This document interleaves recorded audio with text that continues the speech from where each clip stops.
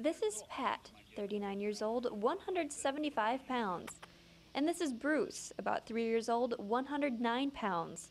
Both happy, both healthy, and both about 6 feet tall. But it wasn't always like this. Pat became Bruce's 7th owner when the dog was just 10 months old. I met him, a friend of mine had rescued him, and she had him at the yard sale and walked out. He knocked down 3 kids and 2 adults in about 10 minutes. Super hyper, just tons of energy.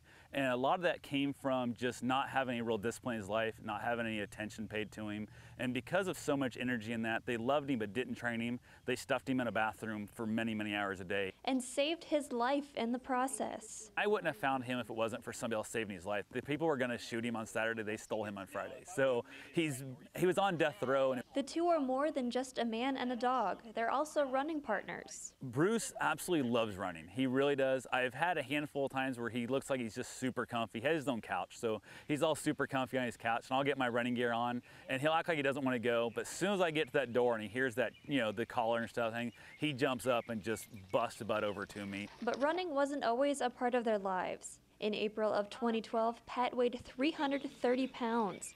On January 1st of last year, Pat decided to make a change. My goal was to run every day for 3 months. And then I just thought, well, what's another day? And what's another day? And every day I keep telling myself I'm going to end this streak. And then it just keeps on going. And Bruce isn't the only one who would rather be out on a run than in on the couch. I had found running to be my relief. I couldn't find a good therapist or somebody to talk to, and all they want to do is give you drugs. So I chose to take up running instead. They're together more than just on the trails. I take Bruce with me virtually everywhere all the time. He's with me, I'd say, probably 23 hours a day on average. During all that time spent together, they've gotten to know each other. He's by far the goofiest, dumbest dog I've ever owned, but he's also the most lovable dog I've ever owned. He's the type that'll run into parked cars when we're running if you're staring at a cat or a squirrel, but he's also the one who's the most likely to come up and just sit next to you when you're not feeling good. Shortly after Pat got Bruce, tragedy struck. Pat's dad was diagnosed with cancer and died soon after the diagnosis.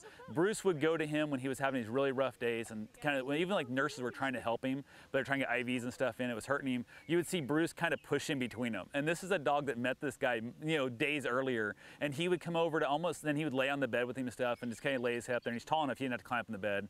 But he would just really, you could see his heart rate would drop, his blood pressure would lower and stuff. He would really just kind of get that comforting, euphoric, almost therapeutic feeling of just having the dog right there next to him. While at the care center, nurses took note of how Bruce's wagging tail would bring out smiles in the patients.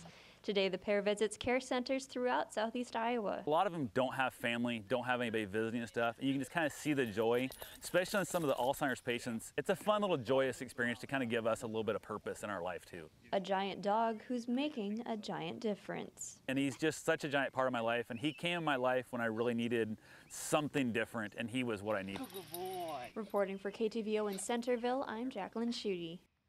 But no, that's one of the things, I've actually loaned him out a few times, people who thought they wanted dogs, and I get